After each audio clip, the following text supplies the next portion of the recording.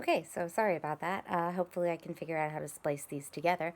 Anyway, so as I said, it was sort of ironic because Hera's husband, Zeus, or Jupiter, depending on your translation, he was basically very, very well known for philandering, and he slept around a lot. In fact, most Greek and Roman myths start with Zeus wants to hook up with somebody, some mortal, some other goddess, something like that, and he figures out a way to do that because, I mean, he's the king of the gods, so he can get away with pretty much whatever he wants. Um, so then Athena or Minerva, whichever one you want to refer to her as, she was the goddess of warfare, but more importantly, the goddess of strategic warfare. There's a difference between that, which I'm sure Mars or Aries, whatever you want to call him. I'm sure he didn't really think there was that much of a difference, but anyway, yes. So she was the goddess of wisdom and warfare, and then there was Aphrodite or Venus, who I'm sure we all know is the goddess of love, or more accurately, the goddess of sex. So, not surprisingly, these three goddesses got into an argument because um, Eris, who was the goddess of discord and strife, she came up to them and she offered a golden apple. And she said, "This is for the fairest." And as we all know from any myth or story or fable or anything really, anytime you walk into a room and say, "This is for whoever is the most," insert whatever adjective you want to insert, anytime you open something up like that, it's gonna create a huge strife. And so naturally, the three women started arguing amongst themselves, and Zeus decided to intervene. So he said, "You should go talk to a mortal." And so they went down and they found Paris, who at the time was just a lowly shepherd, who it actually turned out, we find out later, was actually one of the princes of Troy, who was sent away by his parents because his sister Cassandra had prophesied that if he stayed in Troy, it would cause Troy's downfall. So he was sent away and raised as a shepherd, as happens so often in Greek and Roman mythology. And so he runs into these three goddesses who all demand that he choose who's the prettiest, who's the most beautiful of them. And each of them in turn basically offers him a bribe if he'll pick her. Um, so not surprisingly, Aphrodite offers him the hand of the most beautiful woman in the world. And the most beautiful woman in the world at that point is Helen, and she is married. Something that Aphrodite neglects to mention during this whole thing. So, Paris, being a young, horny little shepherd boy, is naturally tempted by this. So he says that Aphrodite is the most beautiful, and Aphrodite realizes she has to do good on her side of the deal. So she causes Helen to fall in love with Paris, which works out fine, except for the aforementioned fact that Helen is married to Menelaus. And Menelaus isn't a terrible person, nor is he a fantastic person according to like the myths and everything. And again, I want to stress this is just my interpretation of things, so don't get all on your high horse. Don't start immediately writing a response on here. But so he naturally gets very upset when his wife falls in love with a young guy and runs off to Troy with him. So Menelaus steps up and starts talking to his brother Agamemnon, and Agamemnon is kind of a dick. Agamemnon has been wanting to fight Troy for basically forever. But he's lacked any reason to go up against Troy. And Troy is very notorious during this time that this city has never fallen. And naturally, that's for a guy like Agamemnon, that would be a huge feather in his cap if he can get this. And of course, it's a huge challenge. And so he naturally agrees to, yes, we will go and fight Troy. The city that like nobody has ever conquered ever. Yeah, absolutely. Let's take this sucker down. So, then we fast forward 9 years later, and they are still at the gates of Troy fighting this war. So that's where we step in. They've recently. When the story starts, when book one starts, they've won a battle recently, and they were besieging the Greeks, and Menelaus and Agamemnon and a whole bunch of the others, they've all, of course, gotten, their share of the spoils. And one of Agamemnon's spoils was a girl named Chryseis, which, I mean, at this point, I also should point out that Agamemnon's married with kids, but he's been away from his wife for 9 years, so I guess we can't fault him, and that's my point. But so one of his spoils is, as I've said, Chryseis, this beautiful young woman, and her father, Croesus, gets very upset, understandably so, that because he doesn't want his daughter going and living with the Greeks, and so Croesus is actually a priest of Apollo, the god of who is the god of prophecy and archery and music.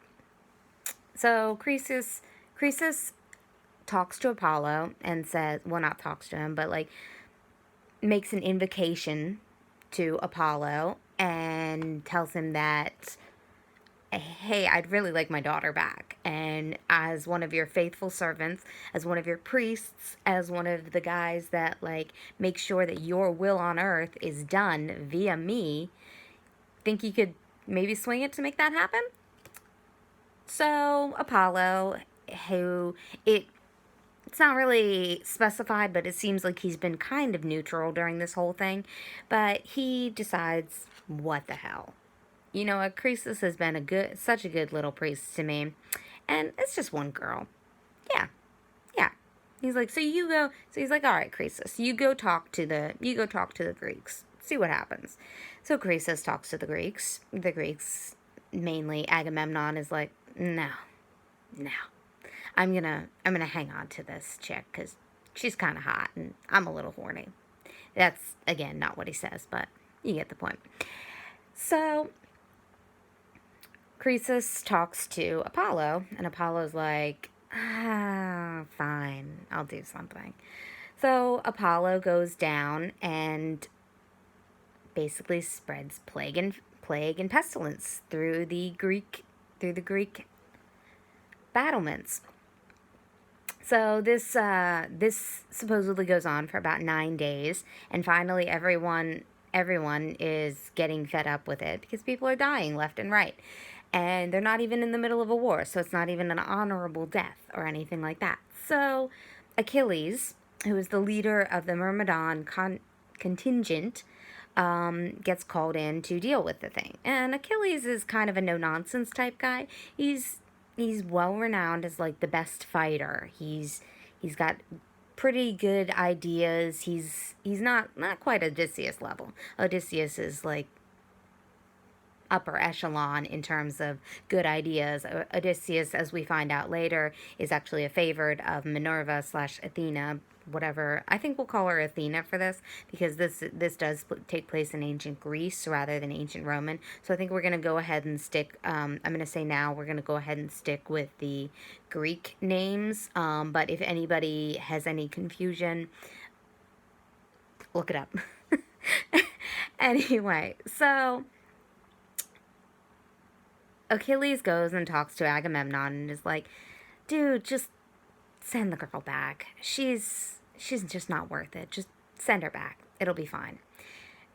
And Agamemnon he probably would have done it on his own anyway, but because makes a somewhat of a big deal about it. Like, confronts Agamemnon in front of like all of the other, in front of like everyone basically, and because he makes such a big deal about it, Agamemnon's probably feeling a little pissy. Again, my own interpretation. Please don't take it for gospel.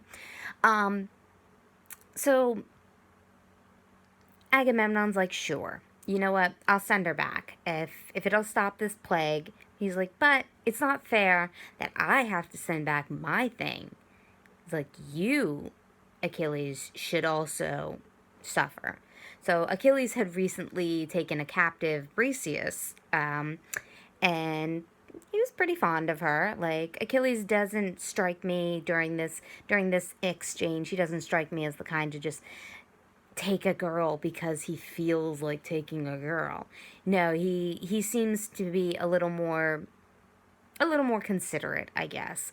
And again, that's just my interpretation. But so Achilles gets very pissed off about this, and he realizes he can't not give Agamemnon Briseis, because if he doesn't give Agamemnon Briseis, Agamemnon won't release Chryseis, and then Apollo will continue to strike them down with plague. And they've been fighting for 9 years at this point, and it's sort of just one of those, fine. If that's what you want, just do it. Just let's get it over with. Let's just be done with it. I imagine, like, at this point, everybody is just 100% fed up with everything. So we play not Russian roulette. We play the shell game, where where Briseis goes from Achilles to Agamemnon. Chryseis goes from Agamemnon back to her father. Her father then talks to Apollo, and Apollo stops slaughtering everybody.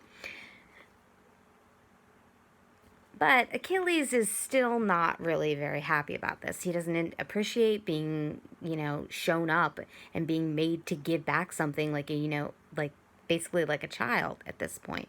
So he tells Agamemnon, I'm not going to fight for you anymore. Me and my men, we're done. And Agamemnon, kind of brushes it off. At least that's, how it sounds. It's just kind of like, sure, like, we needed you, Achilles. And Achilles gets even more upset, and so he goes and he talks to his mother.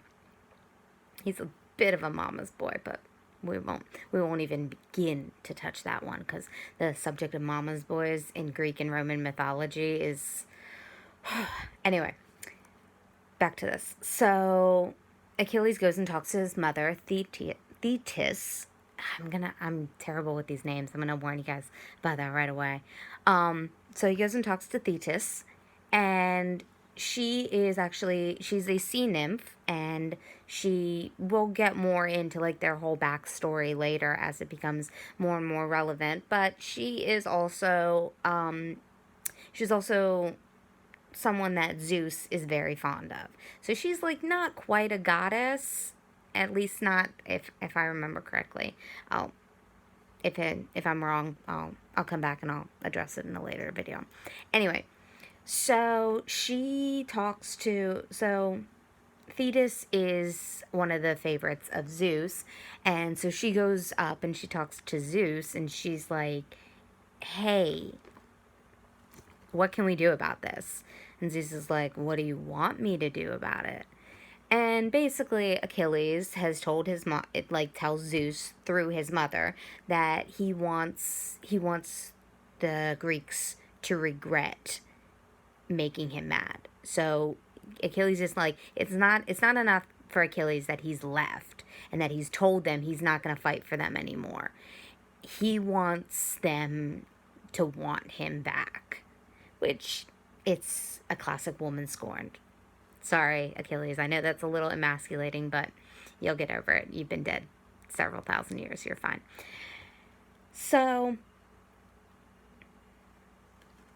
Zeus at this point, and this is actually a good point too to bring up the subject of the Greek and Trojan War in as it pertains to to Olympus and all of those. This war has been like the event. It has been the thing that everybody wants to be part of. These guys all are like, it's like you're not anybody in on Olympus unless you've done something in the middle of this war. So, and they picked sides. It's like Team Troy, Team Greece. It's a huge deal. And so Zeus promises to do something, but as we'll find out later, it's not, even for the king of the gods, it's not that easy. So I think that's about it for book 1 of the Iliad, and I'm only going to do one of these books at a time because otherwise I'm going to go insane trying to keep track of all of this stuff, and it's hard enough to try to read through this stuff without wondering if I'm possibly losing my mind. But I figure this is a good enough time, and with the pandemic going on, with the election, with the recent election, I thought everybody could use a little bit of old school, petty Greek and Roman god rivalry. Because that, as we'll find out later,